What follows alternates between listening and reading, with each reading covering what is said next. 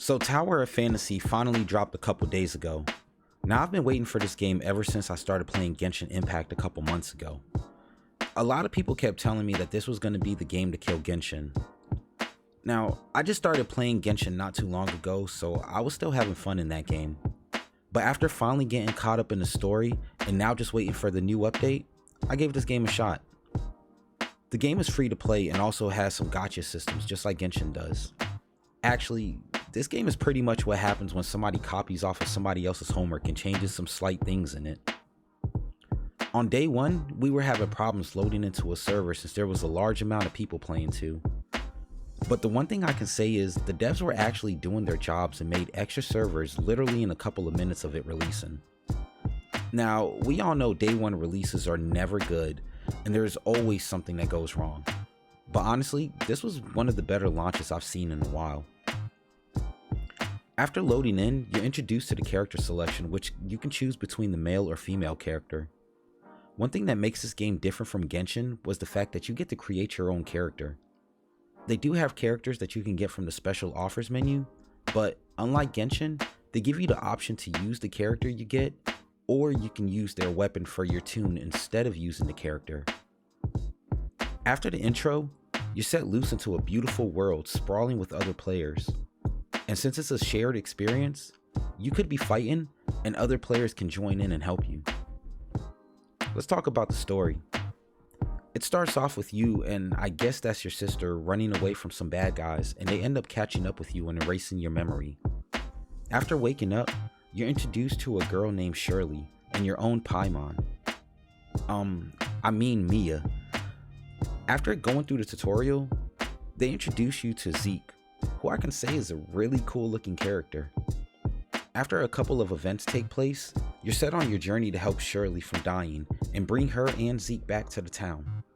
Now, I don't want to spoil any of the story, so I'm just giving you the bare bones of it. But it's been pretty decent so far. Let's talk about the combat. Now, this is my favorite thing about this game. So they give you 3 different weapon types that you can switch from during combat, and each have their own abilities and elements that they produce. And depending on which way you're pushing the thumbstick, it makes your basic attacks do different attacks. Combat is fast, but I felt that the enemies were a little too easy. Even when I leveled up and was fighting mobs way higher than me, it still didn't feel like a challenge. The only time I felt any type of challenge was when me and my friends 3-manned or 4-manned world bosses, or when I went into this thing that gets harder the higher the floors got. But even at that, it still felt pretty easy. Like, if they would let you level up past the cap that they restrict you to daily, then I would be wiping the floor with all these mobs. Now, I do like that they had a bunch of stuff to do, from clearing solo ruins or doing these multiplayer dungeon runs, but it all felt way too easy, and when in a group with players that have all SSR weapons, it's pretty much overkill. Like seriously, we went into one run and literally killed the boss in like 2 seconds. He didn't even have a time to say hi and was already kissing the ground. Now, let's talk about the overall gameplay. The world is nice, but my personal opinion, I thought Genshin's world was done a lot better. But this world is great nonetheless. And with so many ways to get around, it gave something different that Genshin just doesn't have. From motorcycles to surfboards to jetpacks to riding around on a giant cube, there's plenty of ways to get around in Tower of Fantasy.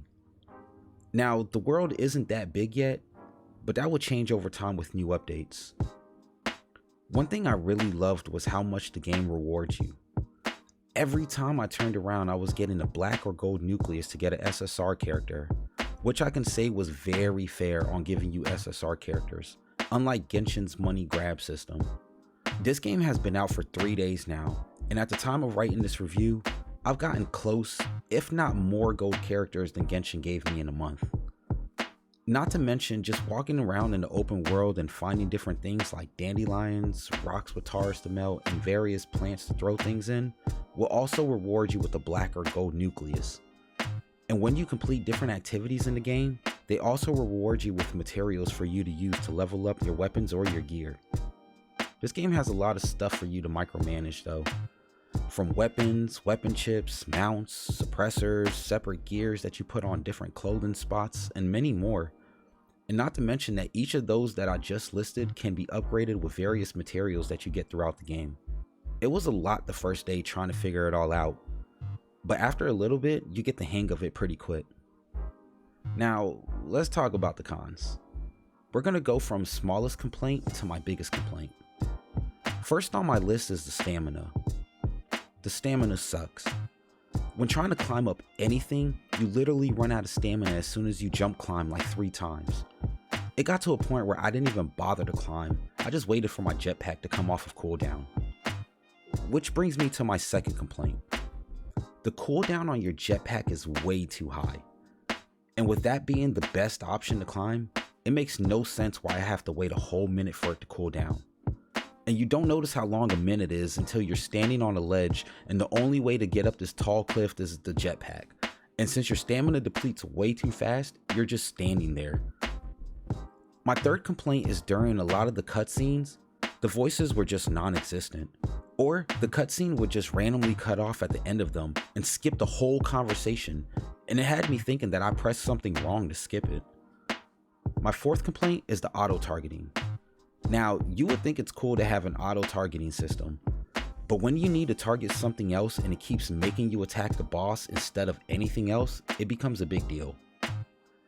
We fought one of the world bosses, and he would put 2 of our members in ice with a timer that once it hit 0 would insta-kill you. And the only way to free them is to hit the ice with a weapon. But even when standing right in front of my teammate, it still kept making me hit the boss.